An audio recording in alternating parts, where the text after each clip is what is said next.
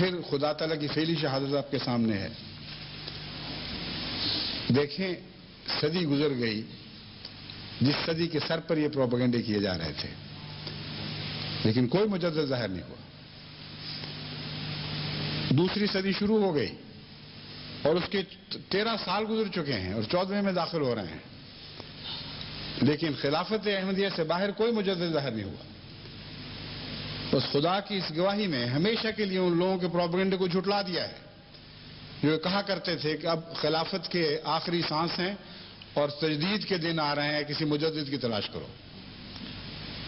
میں تمہیں سچ سچ کہتا ہوں کہ ایسے لوگ اگر 100 سال کی عمر بھی پائیں اور مر جائیں تو نامرادی کی حالت میں مریں گے اور کسی اور مجدد کا منہ نہیں دیکھیں گے. ان کی اولادیں بھی لمبی عمریں پائیں اور مرتی چلی جائیں اور ان کی اولادیں بھی لمبی عمریں پائیں اور مرتی چلی جائیں، خدا کی قسم خلافت احمدیہ کے سوا کہیں اور مجدد کا منہ نہ دیکھیں گے. یہی وہ تجدید دین کا ذریعہ بنا دیا گیا ہے جو ہر صدی کے سر پر ہمیشہ جماعت کی ضرورتوں کو پورا کرتا چلا جائے گا. لیکن یاد رکھو سامعین کرام، یہاں پر میں ایک ضمنی بات کی کسی سے میں کچھ بات کروں گا آپ لوگوں سے. وہ یہ کہ سورۃ الاعراف کی آیت نمبر 36 کے سلسلے میں خاکسار نے پہلے جو ترجمہ پڑھا ہے وہ ترجمہ جناب خلیفہ رابع صاحب کا کیا ہوا ترجمہ تھا. جناب خلیفہ رابع صاحب نے سورۃ الاعراف کی آیت نمبر 36 کے ترجمہ کے ساتھ ایک نوٹ لکھا ہوا ہے. میں اسی نوٹ کے سلسلے میں آپ لوگوں سے ایک دو باتیں کرنا چاہتا ہوں. سامعین کرام کے پاس اگر خلیفہ رابع صاحب کا لیٹسٹ ترجمہ شدہ قرآن کریم موجود ہو تو وہ اس کے صفحہ نمبر 246 پر سے خلیفہ رابع صاحب کا یہ نوٹ پڑھ سکتے ہیں.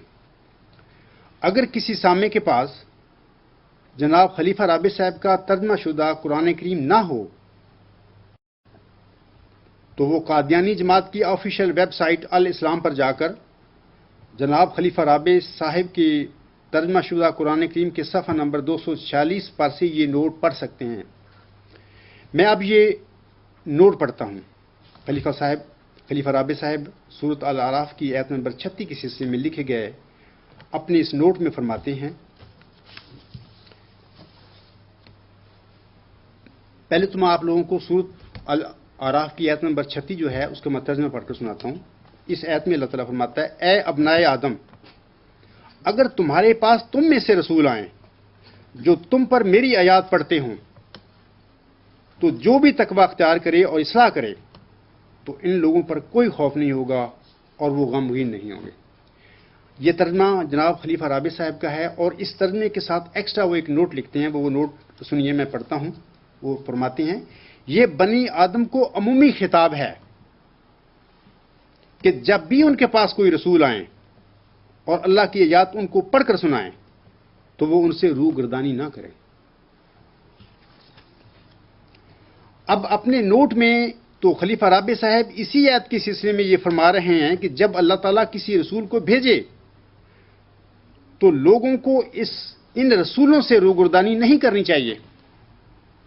اب سوال یہ ہے کہ وہ سورۃ الاعراف کی آیت نمبر 36 کا جو ترجمہ کر رہے ہیں اور جو اس آیت کے سلسلے میں نوٹ لکھ رہے ہیں وہ تو بالکل صحیح ہے، لیکن ان کا اللہ تعالیٰ کے فرامین کے سلسلے میں اپنا کیا حال اور اپنا کیا رویہ تھا جناب خلیفہ رابع صاحب کا؟ کیا وہ بھی اس آیت میں اللہ تعالیٰ کے دیے گئے حکم پر یقین رکھتے تھے؟ میں جواب عرض کرتا ہوں کہ ہرگز نہیں.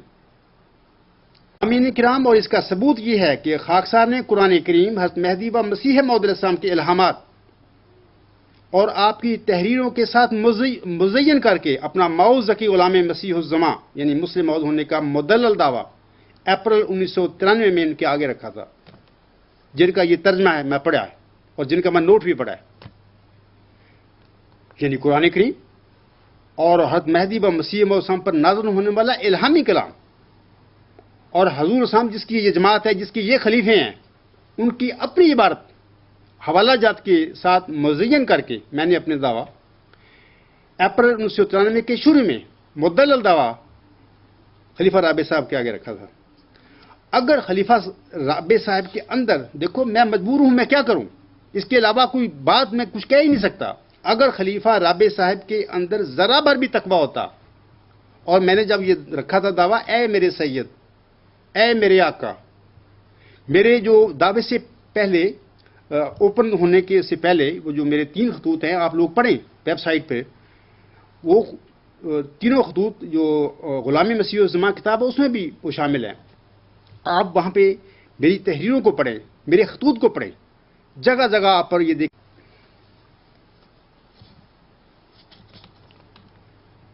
میں اپنی بات کی طرف دوبارہ آتا ہوں کہ اگر خلیفہ رابع صاحب کے اندر ذرا برابر بھی تقویٰ ہوتا اور وہ نیک نیت ہوتے، اگر ان کا سورۃ الاعراف کی آیت نمبر 36 میں دیے گئے اللہ تعالیٰ کے حکم پر یقین ہوتا، اور اسی آیت کے ترجمہ کے ساتھ لکھے گئے اپنے نوٹ پر اگر ان کا دلی ایمان ہوتا، تو پھر ان کا فرض مرض بھی یہ تھا کہ یا تو وہ خاکسار کے دعویٰ موعظہ غلام مسیح الزمان کو بذریعہ دلیل جھٹلاتے،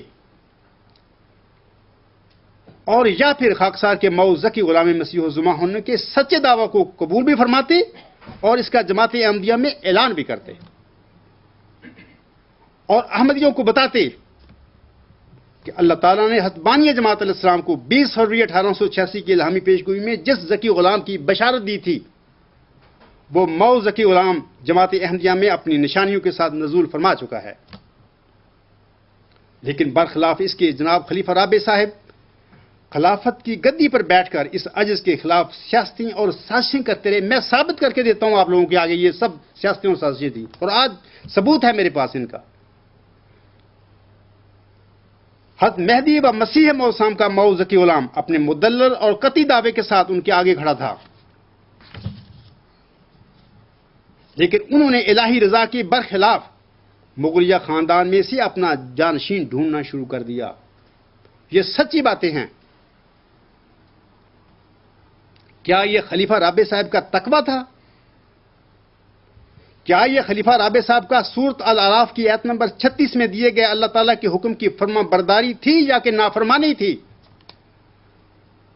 کیا وہ اپنے اس رویہ سے سورۃ الاعراف کی آیت نمبر 36 کے سلسلے میں لکھے گئے اپنے نوٹ کی تعظیم کر رہے تھے یا کہ تذلیل کر رہے تھے؟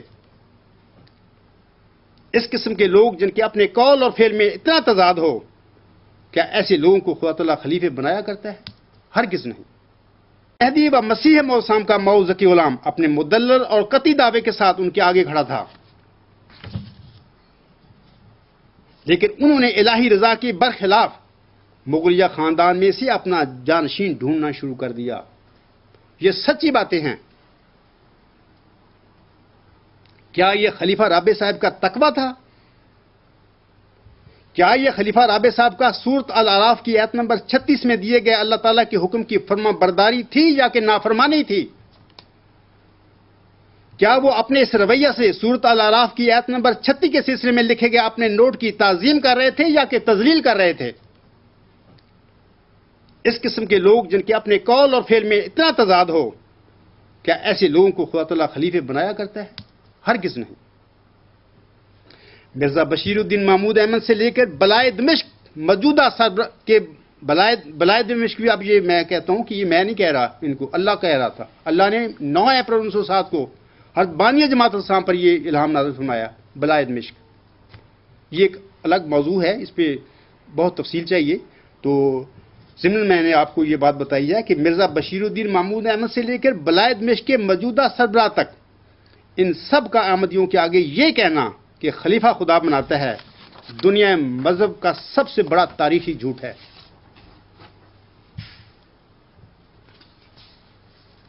خدا کے بنائے ہوئے خلیفے وہ ہوتے ہیں جن کا مسجدوں میں بیٹھ کر اپنے تنخواہ دار ملازموں کے ذریعے انتخاب نہیں ہوا کرتا. خدا کا بنایا ہوا خلیفہ یہ عاجز آپ کے سامنے کھڑا ہے، جس کو اللہ تعالیٰ نے بطور موعظہ غلام مسیح الزمان چنا اور کھڑا کیا. خدا کے بنائے ہوئے خلیفے حضرت مرزا غلام علیہ السلام تھے. اسی طرح حضرت محمد مصطفیٰ صلی اللہ علیہ وآلہ وسلم، عیسیٰ، موسیٰ، ابراہیم اور نوح علیہ السلام سب خدا کے بنائے ہوئے خلیفے تھے.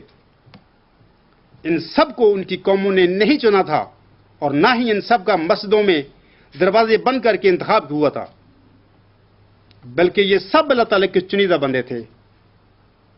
خدا کے بنائے ہوئے ان سب خلیفوں کو ان کی قوموں نے نہ صرف ریجیکٹ کیا بلکہ ان سب کا ڈٹ کر مقابلہ کیا تھا. لیکن خدا کے بنائے ہوئے یہ سارے خلیفے اپنے اپنے وقتوں میں منشا اور رضائے الہی کے مطابق فتح مند اور کامیاب ہوئے، اور ان کی طاقتور قومیں بھی ان کو ناکام نہ کر سکی. انشاءاللہ آج بھی ایسا ہی ہوگا. اب میں دوبارہ خلیفہ رابع صاحب کی طرف آتا ہوں. اللہ تعالیٰ نے جماعت احمدیہ میں جس خوش نصیب انسان کو مئو ذکی غلام مسیح الزماں ہونے کی خلط پناہی تھی، وہ تو یہ موعود خلط پہنے اپنے دعوے کے ساتھ جناب خلیفہ رابع صاحب کے آگے کھڑا تھا. لیکن خلیفہ رابع صاحب کو اللہ تعالیٰ کا یہ فیصلہ پسند نہ آیا. لیکن دریں صورت وہ خدا کے بنائے ہوئے اس مئو ذکی غلام مسیح الزماں سے اتنا مرعوب ہو چکے تھے کہ انہیں خدا کے بنائے ہوئے خلیفہ سے آنکھیں ملانے کی جرت نہ ہو سکی. جماعت احمدیہ میں پیش گوئی مسلم موت کے سلسلے میں اتنا بڑا سخت ظاہر ہونے کے بعد بھی انہوں نے توبہ نہ کی اور اللہ تعالیٰ سے معافی نہ مانگی، بلکہ پیش ہوئی مسلم موت پر اپنا استحقاق جماتے ہوئے خود بھی اور احمدیوں سے بھی یہ درخواستیں کرنی شروع کر دیں کہ میرے لیے دعا کریں کہ اللہ تعالیٰ مجھے وہ موت وجود بنا دے. اب سوال یہ ہے کہ خلیفہ رابع صاحب کو خدا کا بنایا ہوا وجود کیوں پسند نہیں تھا؟ خلیفہ رابع صاحب 6 اکتوبر 2000 کے خطبہ جمعہ میں اس ضمن میں فرماتے ہیں، میرے لیے میری آزانہ درخواست یہ ہے کہ میرے لیے دعا کریں، خدا مجھے ہی وہ مبارک وجود بنا دے جو حضرت مسیح موعود علیہ السلام کی نسل سے ہے، اور فرمایا یہ وعدہ ہے کہ تیری نسل سے ایک شخص کھڑا کیا جائے گا. اس دعا نے مجھے بہت دردناک کر دیا ہے اور میں اسی درد کے ساتھ آپ سے التجا کرتا ہوں کہ میرے لیے دعائیں کریں. اس کا حوالہ ہے الفضل انٹرنیشنل، مورخہ 6 اکتوبر 2000 تا 12 اکتوبر 2000.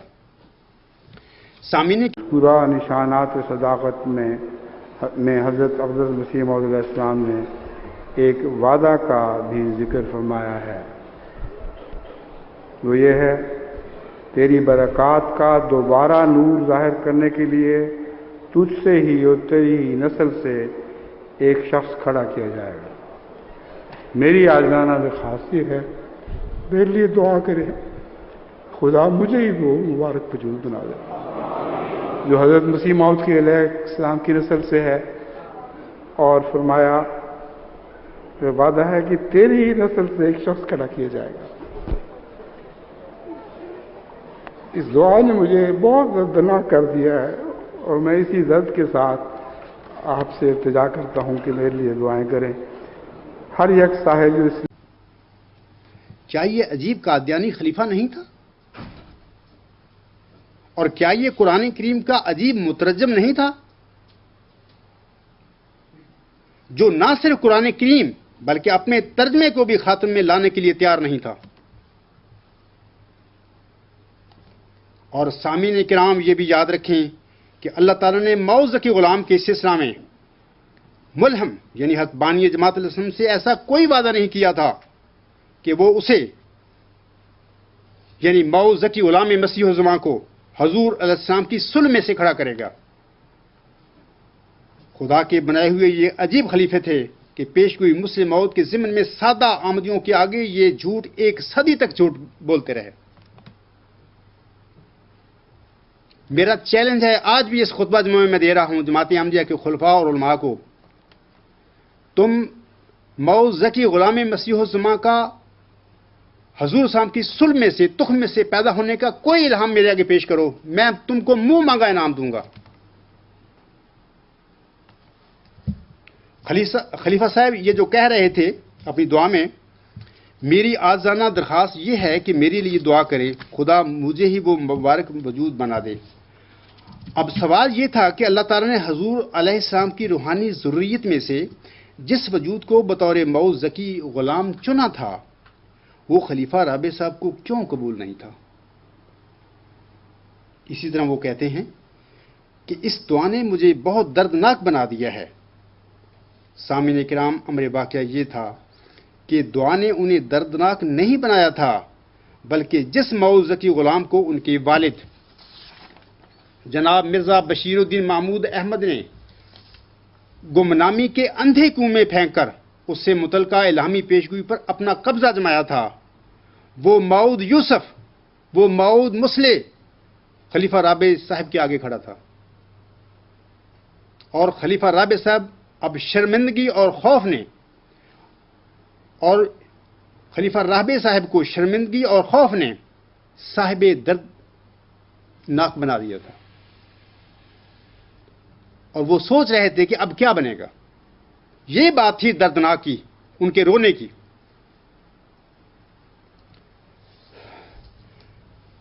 سامعین کرام، خطبہ جمعہ کے آخر میں خاکسار آپ سے یہ کہنا چاہتا ہے کہ میں نے گزشتہ اور اس خطبہ جمعہ میں قرآن کریم کی آیات کی روح سے اس حقیقت کا کلیتاً اثبات کر دیا ہے کہ نبوت اللہ تعالیٰ کی اپنے بندوں پر ایک رحمت ہے، اور اللہ تعالیٰ اپنی رحمتوں کو بند نہیں کیا کرتا، اور نہ ہی قرآن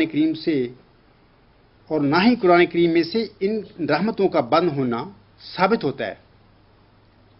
اور ہاں، جو انسان اپنی نالائکیوں کی وجہ سے اس قسم کی رحمتوں اور فضلوں سے محروم رہ جائیں تو پھر وہ اللہ تعالیٰ کی ایسی رحمتوں اور فضلوں کو بند کرنا شروع کر دیتے ہیں۔ میں دعا گو ہوں کہ اللہ تعالیٰ ایسے لوگوں کو فہم و فراست بخشے تاکہ وہ اپنی قیمتی عمریں الہی رضا حاصل کرنے میں صرف کریں، نہ کہ اپنی ناز سمجھی میں اللہ تعالیٰ کے روحانی انعاموں کے خزانوں کے منہ بند باندھنے کی ناکام اور لغو کوششوں میں صرف کریں۔ آمین۔ قرآن کریم